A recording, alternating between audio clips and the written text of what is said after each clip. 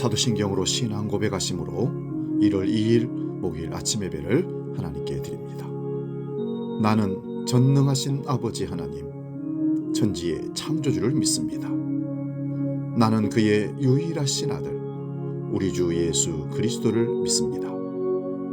그는 성령으로 잉태되어 동정녀 마리아에게서 나시고 본디오 빌라도에게 고난을 받아 십자가에 못 박혀 죽으시고 장사된 지 사흘 만에 죽은 자 가운데서 다시 살아나셨으며 하늘에 오르시어 전능하신 아버지 하나님 우편에 앉아 계시다가 거기로부터 살아있는 자와 죽은 자를 심판하러 오십니다.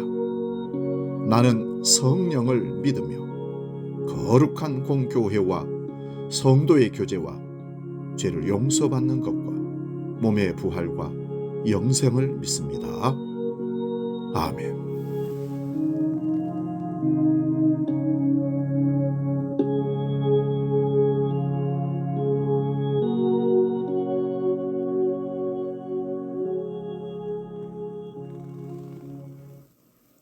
찬송가 360장 행군 나팔 소리에 함께 찬송합니다.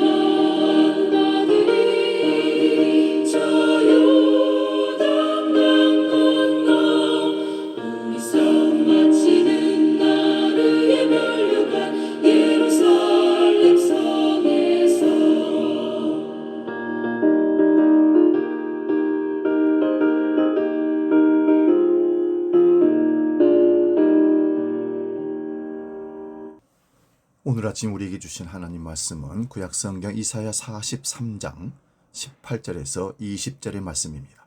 구약성경 1020면에 있습니다. 이사야 43장 18절에서 20절 봉독할 때 살아계신 하나님의 음성을 들을 수 있기 바랍니다. 지금 봉독합니다. 너희는 이전 일을 기억하지 말며 옛날 일을 생각하지 말라. 보라, 내가 새 일을 행하리니 이제 나타낼 것이라. 너희가 그것을 알지 못하겠느냐? 반드시 내가 광야의 길을 사막에 강을 내리니 장차 들짐승 곧 승냥이와 타조도 나를 존경할 것은 내가 광야의 물을 사막의 강들을 내어 내 백성 내가 택한 자에게 마시게 할 것임이라. 아멘.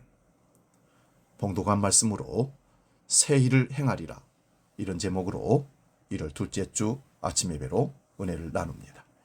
새로운 역사를 도전하고 이루려고 할 때 극복해야 할 가장 큰 것은 두려움입니다. 두려우면 앞으로 나아갈 수 없고 아무것도 할 수 없습니다. 두려움을 극복해야 새로운 세기로 나아갈 수 있습니다. 하나님은 야곱에게 이렇게 말씀하십니다. 이사야 43장 1절에서 3절입니다. 이스라엘아, 너를 조성하신 자가 이제 말씀하시느니라. 너는 두려워하지 말라. 내가 너를 구속하였고 내가 너를 지명하여 불렀나니 너는 내 것이라. 네가 물 가운데로 지날 때에 함께 할 것이라. 강을 건널 때에 물이 너를 침몰하지 못하게 할 것이며 네가 불 가운데로 행할 때에 타지도 아니할 것이요 불꽃이 너를 사르지도 못하리니. 야곱은 이스라엘 전체를 가리키며 하나님의 택한 백성을 말합니다. 그런데 그들은 하나님의 백성임에도 불구하고 두려워했습니다. 두려움은 누구나 극복해야 할 문제입니다. 하나님은 이스라엘이 앞으로 강물이 침몰하는 위험과 불꽃이 사르는 위험을 겪게 될 것이라고 말씀합니다.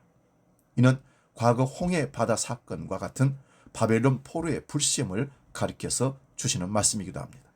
인생을 살다 보면 이런 물시험, 불시험을 겪게 됩니다. 이는 하나님의 큰 구원을 목격하기 전에 반드시 만나는 시험들입니다. 물질의 시험, 질병의 시험, 사고의 시험, 장래 문제의 시험이 될 수 있습니다.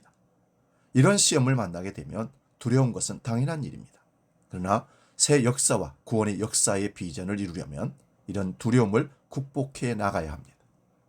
이스라엘이 적과 꿀이 흐르는 가나안 땅의 비전을 품고 출애굽을 했을 때 이들에게 부딪혔던 첫 번째 관문인 홍해 바다 앞에서 친 것이 두려움이었습니다.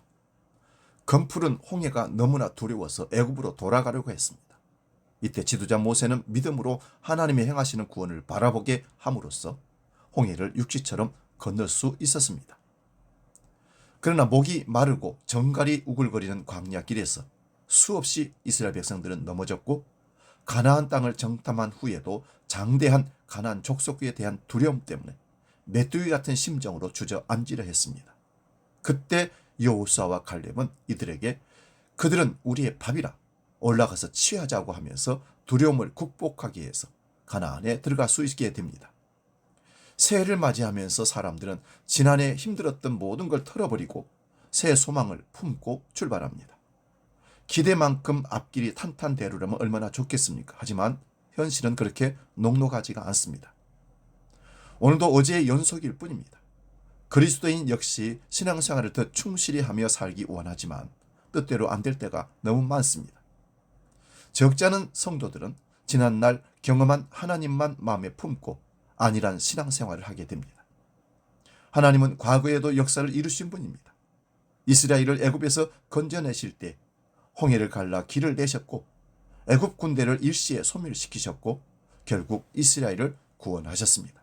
죽을 수밖에 없는 죄인을 생명의 길로 인도하시는 하나님의 역사는 사람에게 영원토록 잊을 수 없는 기적입니다. 우리 자신을 놓고 한번 생각해 봐도 그렇습니다. 죄인된 자리에서 하나님을 믿을 수 있게 된 변화의 역사는 하나님께서 함께하지 않고서는 불가능합니다. 믿음이 없던 때에서 돌이켜 이제는 하나님의 자녀로 살 수 있는 것 자체가 기적 중에 기적입니다. 하나님이 하시는 이 일은 죄인된 사람을 구원하시며 구원받은 사람이 새 일을 하게 하십니다. 하나님은 우리 존재가 새로워지도록 하신 뒤 버려두지 않습니다. 하나님은 새해가 됐다고 전에 없던 새 일을 행하시지도 않으십니다. 언제든 우리가 하나님의 일을 할 준비가 되면 그때 새 일을 시작하십니다. 이처럼 하나님을 믿는 사람은 겉사람은 낡아지나 속사람은 날로 새로워지는 삶을 살아내야 합니다. 문제는 신앙 자세에 달려 있습니다. 내 신앙이 하나님께서 새 일을 행하시기에 충분한지 돌아봐야 합니다. 오늘 본문 말씀 앞부분에는 남유다를 멸망시켰고 예루살렘을 절망의 구렁텅이에 빠뜨렸으며 성전을 깨뜨리고 유다 백성을 포로로 잡아간 바벨론을 하나님께서 심판하신다는 내용이 나옵니다. 저는 여기서 한 가지 묵상을 합니다. 바로 지난날 힘들게 한 것들이 바로 바벨론과 같았다는 것입니다. 하나님은 바벨론을 심판하실 때 바다 가운데 길을, 큰 물 가운데 지름길을 내고 병거와 말과 군대의 용사를 끌어내 그들이 일시에 엎드려져 일어나지 못하고 하기를 꺼져가는 등불 같게 하신다 말씀하십니다. 마찬가지입니다. 나를 힘들게 한 것들을 하나님은 바벨론에게 하듯 일시에 엎드려져 일어나지 못하게 하고 꺼져가는 등불같이 소멸시킨다는 것을 깨닫게 하십니다. 이것이 하나님께서 우리를 통해 새 일을 하시기 위한 준비의 첫 번째 일입니다. 두 번째는 뭘까요? 하나님께서 바벨론을 심판하실 것이므로 하나님을 믿는 이스라엘 백성은 바벨론에 의해 무참히 질파폈던 이전 일을 기억하지 말라는 것입니다. 왜냐하면 하나님께서는 이전 일이 기억나지 않을 만큼 새 일을 펼치실 것이기 때문입니다. 온갖 수모와 고난을 경험한 이스라엘 백성들에게 새 일이 기다리고 있으니 이전 일을 기억하지 말고 옛날 일을 생각하지 말라 하십니다. 새 일은 사람이 상상할 수도 없는 엄청난 것입니다. 하나님이 하실 새 일은 광야에 길을 내는 것이고 사막에 강을 내는 것 같은 기적입니다. 이 말씀은 바로 오늘 우리에게 주시는 말씀입니다. 바벨론같이 나를 시험들게 했던 온갖 것들은 하나님이 주시는 새 일을 위해 생각하지 말아야 합니다. 하나님께서 하시는 새 일은 사람이 상상할 수도 없는 엄청난 것입니다. 우리가 새 일을 행할 준비만 되어 있으면 하나님은 언제든 광야에 길을 내시고 사막에 강을 내셔서 택한 백성들이 마실 수 있도록 하시는 분이십니다. 사랑하는 여러분, 2025년 새해 하나님이 주시는 귀한 일들, 새 일들을 생각하면서 이전에 살았던 모든 아픔과 기쁨과 그 어떤 고난의 일들도 잊어버리시고 새 일만 생각하며 정진할 수 있기를 주 이름으로 축원드립니다. 기도하겠습니다. 거룩하신 아버지, 2025년은 이전 일을 기억하지 않고 하나님이 주실 새 일을 생각하며 날마다 기대하며 사모하며 달려가는 한 해가 되게 해 주옵소서. 하나님이 우리에게 주시는 말씀을 늘 가슴에 품고 꿈을 꾸며 비전 가운데 살아 열매 있는 삶을 살도록 이끌어 주옵소서. 이제 주기도로 함께 기도합니다. 하늘에 계신 우리 아버지, 아버지의 이름을 거룩하게 하시며 아버지의 나라가 오게 하시며 아버지의 뜻이 하늘에서와 같이 땅에서도 이루어지게 하소서. 오늘 우리에게 일용할 양식을 주시고 우리가 우리에게 잘못한 사람을 용서하여 준 것 같이 우리 죄를 용서하여 주시고 우리를 시험에 빠지지 않게 하시고 악에서 구하소서. 나라와 권능과 영광이 영원히 아버지의 것입니다. 아멘.